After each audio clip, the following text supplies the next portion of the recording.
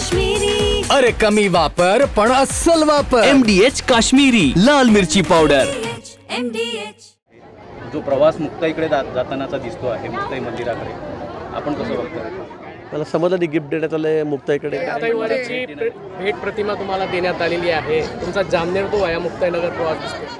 मुक्ताईनगर म्हणजे मी तुम्हाला सांगू का, तुम्ही कशाला फालतू त्याचं काही राहिलेलं नाही शिल्लक. ग्रामपंचायतच्या माणसाची तुम्ही त्याचं कशाला एवढं त्याची घेताय? काय राहिलं त्याचं? गावातली ग्रामपंचायत त्यांची दिसली नाही, कशाला मुक्ताई त्यांनी आता एवढ्या वल्गना करण्यापेक्षा त्यांनी आता निवडणुकीला सामोरं जावं आणि मग त्यांचा जनाधार काय ते त्यांनी ओळखावा. मला कोणाला आहे, सगळ्या विरोधकांना आहे, सगळ्याच विरोधकांना आहे.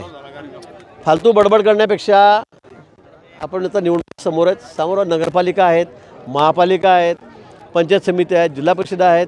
आम्ही तयार आहोत, तुम्ही तयार व्हा आणि दाखवा रिझल्ट काय. तर अमित ठाकरेंनी आज एक पंतप्रधानांना पत्र दिलेलं आहे. त्यांनी म्हटलंय की युद्धाचा जो निकाल अजून स्पष्ट झालेला नाहीये, त्याच्यामुळे अशा पद्धतीने जो राज्यभर जल्लोष चाललेला आहे तो जल्लोष करणं योग्य नाही, चुकीचं आहे असं त्यांनी म्हटलं. त्यात काय पेपर लिहून झाला आणि मार्क भेटायचे तपासायचे असं काही असतं का?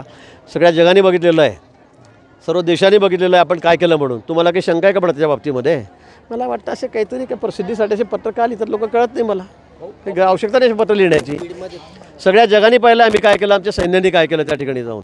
आणि तुम्हाला आता त्याचा रिझल्ट पाहिजे, त्याचं उत्तरपत्रिका पाहिजे. मला वाटतं हे बालिशपणा चाललेला आहे सगळा. बीडमध्ये संतोष देशमुख प्रकरणानंतर आता पुन्हा एक प्रकरण समोर आलं आहे. एका तरुणाला शिवराज दिवटे नावाच्या एका तरुणाला अमानुषपणे मार केल्याचा व्हिडिओ पुन्हा समोर आला होता. त्याच्यावरून पुन्हा आता आपल्या गृह खात्यावर टीका केली जाते. पोलिसांचा दाखला नाही, मला वाटतं मी दूरदर्शनवर चॅनलवर त्या ठिकाणी बघितलेलं आहे. अतिशय अमानुष पद्धतीने त्याला मारता आहेत.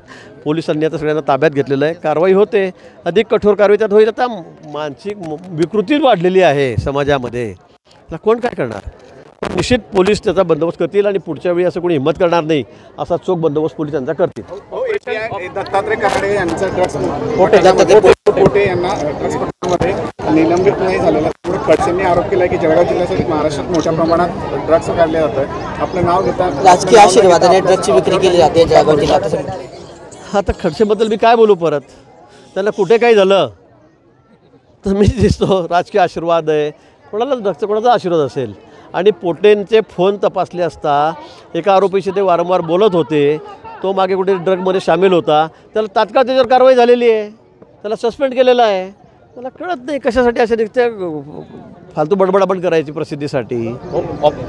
ऑपरेशन सिंदूर नंतर खासदार हे परदेश दौऱ्यावर जाणार आहे. मात्र तृणमूल काँग्रेसचे जे खासदार आहे ईसुफ पठाण क्रिकेटर, त्यांनी म्हटलेलं आहे की मी जाणार नाही. चांगलं आहे, स्वागत आहे त्यांच्या विरोधाचा.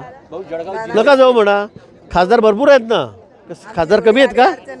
खासदार भरपूर आहेत, त्यांना नाही जायचं ते नाही जायचं.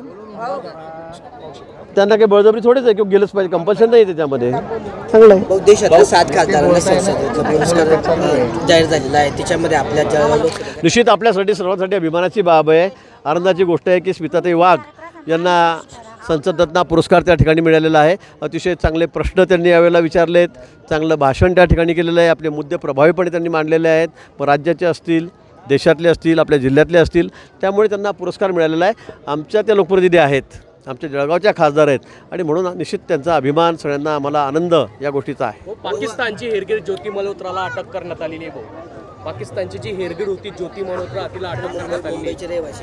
मग सापडली असेल, अटक झाली पाहिजे, ती चौकशी झाली पाहिजे, त्याच्यावर कठोर कारवाई झाली पाहिजे. असे जर कोणी देशद्रोही लोक असतील आणि ते जर समोर पकडले जात असतील तर काय चुकीचं काय, त्यांच्यावर कारवाई झालीच पाहिजे, अतिशय कठोर कारवाई झाली पाहिजे. आता मला वाटतं तुमच्या प्रश्न निवडणुकावरून गुलाबराव पाटलांनी असं म्हटलं की निवडणुकांमध्ये पहिलं जे आमचं प्राधान्य असेल ते महायुतीला असेल, नंतर आम्ही बिलकुल आमचे म्हणणं तेच आहे. आम्ही राज्यभरातलं आमचं धोरण आहे, आम्ही महायुती म्हणून लढणार आहोत, आम्हाला महायुती म्हणून लढायचं आहे हे आम्ही आधीच सांगितलेलं आहे.